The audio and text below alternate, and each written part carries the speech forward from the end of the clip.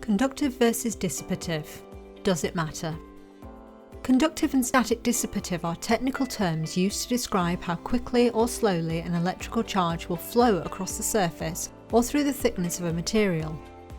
With regards to static control flooring, they are largely meaningless terms. Most static events in the workplace occur when a person, carrying a static charge on his or her body, touches an electronic device. Humans can't feel a static discharge under 3,500 volts, yet a discharge of as little as 20 volts can damage or destroy electronic components. ESD floors are designed to inhibit static electricity, thus preventing damage from random static discharge. To perform properly, the floor must meet two criteria. 1. It must draw static electricity away from people or charged objects and conduct the charge safely to ground. 2. It must prevent static generation in the first place. The floor's conductive or static dissipative properties are responsible for the first criterion, grounding static charges. To predict how efficiently an ESD floor will ground charges, we measure its electrical resistance. For this test, we use a resistance meter, which measures, in ohms, the capacity of a flooring material to resist or reduce the flow of electricity. The ESD Association, an ANSI standards organisation focused on avoiding electrostatic discharge, requires that all ESD floors measure below 1 billion ohms.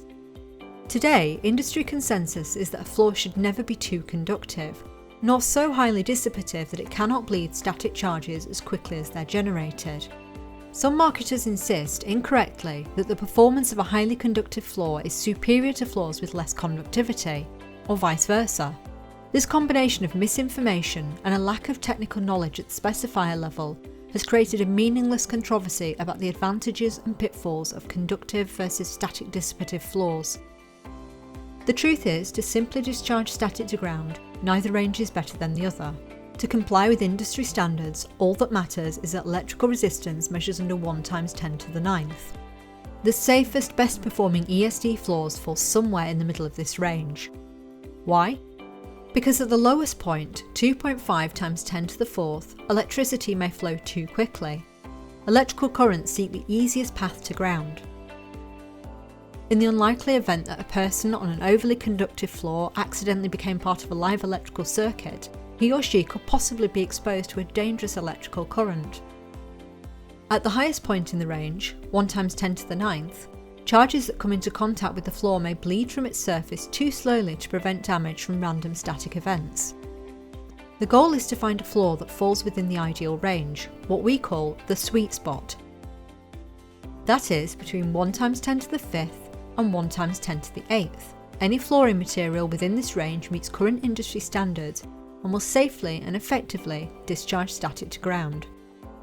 Before writing any specification, you need to understand all performance criteria.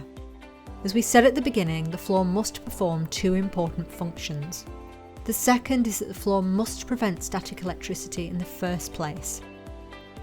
The second property, called low charge generation, has little to do with whether a floor is dissipative or conductive.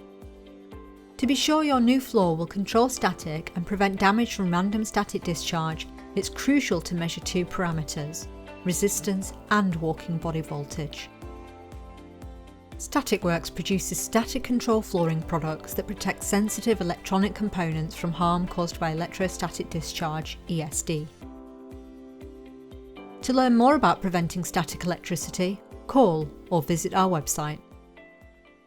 StaticWorks. We keep you grounded.